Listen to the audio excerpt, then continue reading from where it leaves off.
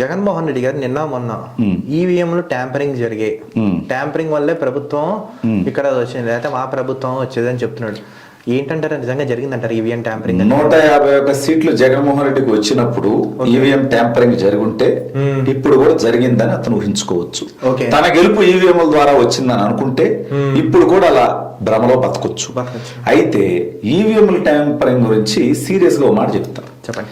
EVM tampering చేస్తే ఎవరు చేస్తారని వీళ్ళు ఆరోపణ చేసేది కేంద్రంలో ప్రభుత్వం. అవునండి. మరి కేంద్ర ప్రభుత్వం ఇవాళ వాళ్ళకి 273 సీట్లు కావాలి అధికారంలోకి రావాలంటే.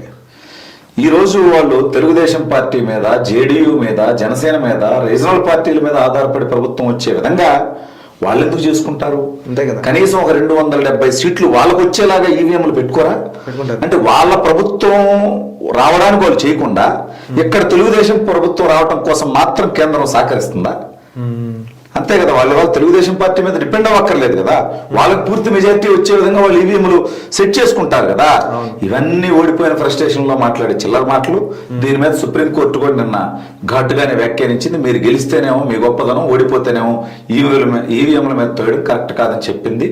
జగన్మోహన్ రెడ్డి అలాంటి ప్రజలు తను చేసినటువంటి అరాచక, దుర్మార్గ, అవినీతి, దోపిడీ పరిపాలనకు వ్యతిరేకంగా, విధ్వంసానికి వ్యతిరేకంగా ప్రజలు తీర్పిస్తే దాన్ని ఈవీఎంల మీద నెపం నెట్టి అతను ఆ భ్రమలో బ్రతికితే అతను అలాగే బతకనివ్వండి.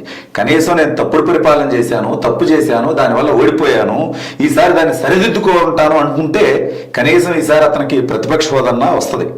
అలా లేకుండా ఈవీఎంల మీద నిందేసి తన ఆత్మద్రోహం తనే చేసుకుంటే ఈసారి తన గెలుపు కూడా నమ్మకం ఉండదు. ప్రతిపక్ష హోదా ఇస్తాను, నేను అసెంబ్లీకి వస్తాను జగన్మోహన్ రెడ్డి చెప్పడం ఎలా ఉందంటే చిన్నపిల్లలు క్లాస్లో టీచర్ని బెదిరించేలా ఉంది.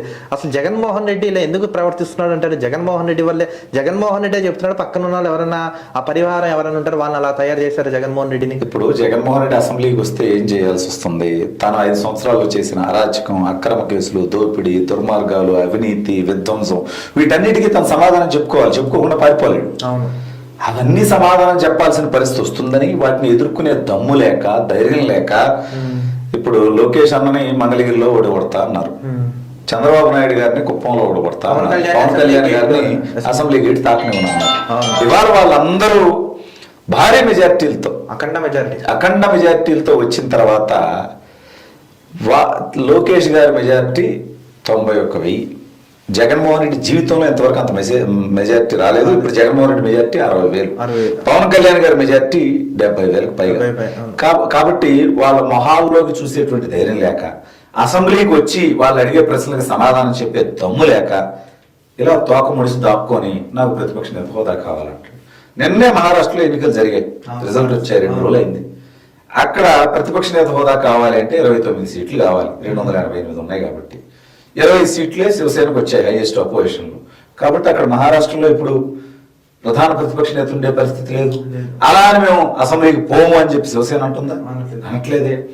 భారత పార్లమెంట్ లో 2014 నుంచి 2024 వరకు కాంగ్రెస్ పార్టీకి 55 స్థానాలు రాలేదు. ఫస్ట్ 44 వచ్చినాయి, ఆ తర్వాత 50 వచ్చినాయి, వాళ్ళకి 55 రాలేదు. ప్రధాన ప్రతిపక్ష నేత లేడు కాంగ్రెస్ పార్టీ నుంచి. అలానే రాహుల్ గాంధీ గారు కాంగ్రెస్ పార్టీ నాయకులు పార్లమెంట్ కి వెళ్లకుండా ఉన్నారా?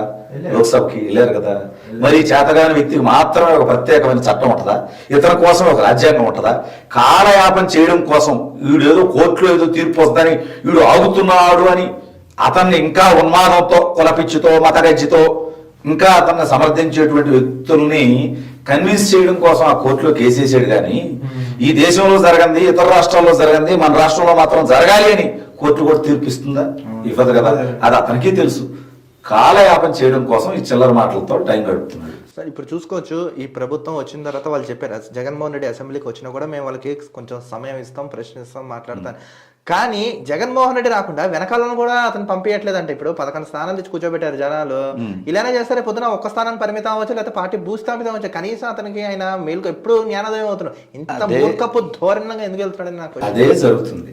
ఇప్పుడు ఇతనితో పాటు ఆ పార్టీకి 11 మంది శాసనసభ్యులు ఉన్నారు. ఆ నియోజకవర్గ సమస్యలు శాసనసభలో చర్చిస్తారని, వాటికి పరిష్కారాలు లభిస్తాయని ఆ ప్రజలు వీళ్ళని గెలిపించారు. అయితే ఇప్పుడు వాళ్ళు శాసనసభకి రానప్పుడు ఆ నియోజకవర్గ శాసనసభ్యులుగా ఉండడానికి వాళ్ళకున్న అర్హత ఏంటి? ఏ రకంగా ప్రభుత్వం దగ్గర నుంచి జీతభత్యాలు తీసుకుంటారు? నేను శాసనసభ్యుడిగా ఈ నియోజకవర్గ సమస్యల్ని శాసనసభలో ప్రస్తావిస్తాను, ప్రశ్నిస్తాను, పోరాటం చేస్తాను, ఈ సమస్యల పరిష్కారానికి కృషి చేస్తానని ప్రజలకు మాటిచ్చి వీళ్ళు ఎమ్మెల్యేలు అయ్యారు. శాసనసభకు రానప్పుడు వాళ్ళకి ఎందుకు ఆ 11 మంది రాజీనామా చేస్తే శాసనసభకు వెళ్ళి ఆ నియోజకవర్గాల సమస్యలు ప్రస్తావించి వాటి పరిష్కారానికి పనిచేయగలిగిన వాళ్ళు శాసనసభకి వెళ్తారు. వీళ్ళకి వెళ్ళే ఉద్దేశం లేనప్పుడు వాటికి రాజీనామా చేసేయండి. అలా మీరు రావద్దు, మీకు ఇష్టం లేకపోతే ఓకే రాజీనామా చేయండి. ఇంకో 11 మంది వెళ్తారు. ఎవరు వెళ్తారు? ప్రజలు ఎవరిని గెలిపిస్తే వాళ్ళు వెళ్తారు. అప్పుడు వాళ్ళే శాసనసభలో ఈ నియోజకవర్గాలకు ప్రాతినిధ్యం వహిస్తారు. శాసనసభకు వెళ్ళినప్పుడు మీరు మళ్ళీ ఎమ్మెల్యేలుగా ఉంటాం ఎందుకు? నెక్స్ట్ ఇంకొకటి చూడండి, ఇప్పుడు చంద్రబాబు నాయుడు గారు అంటున్నారు అమరావతి శాశ్వత రాజధానిగా ఉంటుందని. అమరావతిలోనే మేము పెట్టుబడులు కానీ అన్ని బాగుంటుంటారు. ఏ అంటే అమరావతి, పి అంటే పోలవరం, ఏపీ అంటున్నారు. పోలవరం కనీసం ఈ టీడీపీ హయాంలోనే ఇప్పుడైనా కనీసం అవుతున్నా పోలవరం? మీరు చెప్పిన దాంట్లో ఒకటి, అమరావతికి మొత్తం పెట్టుబడులు తెస్తాను, అమరావతి అభివృద్ధి చేస్తాను అలా. అమరావతి రాజధాని. పెట్టుబడులు రాష్ట్రంలో ఉన్న ప్రతి జిల్లాకి, ప్రతి నియోజకవర్గానికి వచ్చే విధంగా చేస్తా ఉన్నాం. గతంలో కియాని తీసుకెళ్లి అనంతపురంలో పెనుగొండ నియోజకవర్గంలో పెట్టాం. ఇప్పుడు స్టీల్ ఫ్యాక్టరీ వస్తే అనకాపల్లి దగ్గర పెడుతున్నాం. ఈ రకంగా పెట్టుబడులు అభివృద్ధి రాష్ట్రం అంతా ఉంటుంది, అమరావతి రాజధానిగా ఉంటుందని చెప్పారు. ఒకటి. పోలవరం విషయానికి వస్తే ఈ టర్మ్ కంప్లీట్ అయిపోయే లోపు పోలవరం కంప్లీట్ గా పూర్తి చేసి నిర్వాసితులందరికీ కూడా వాళ్ళకి ఇవ్వాల్సినటువంటి పరిహారం ఇచ్చి పూర్తి స్థాయిలో పోలవరాన్ని 100% 2029 లోపు పూర్తి చేస్తాం. అదేవిధంగా అమరావతిని కూడా 2029 నాటికి మొదటి దశ. ఎందుకంటే ఇవాళ హైదరాబాద్ హైటెక్ సిటీ గురించి అందరూ మాట్లాడుకుంటున్నారు, కానీ అదేం 5 సంవత్సరాలు 10 సంవత్సరాలు అవలా, ఒక 25 సంవత్సరాలు 30 సంవత్సరాలు పట్టింది. అలాగే అమరావతి కూడా రాబోయే 20-25 సంవత్సరాల్లో మహానగరంగా వృద్ధి చెందుతుంది, రాష్ట్రానికి ఒక ప్రధాన ఆదాయ వనరుగా తయారవుతుంది. ఇవాళ తెలంగాణలో 60% ఆదాయం ఒక హైదరాబాద్ లో వస్తుంది. ఇది జిల్లాలకి లేకపోతే పథకాలకి రాష్ట్రం మొత్తానికి పంచిపెట్టగలిగినటువంటి పరిస్థితి ఉంది. అదేవిధంగా మనకు కూడా అమరావతి అలా అవ్వడానికి 20-25 సంవత్సరాలు సమయం పడుతుంది.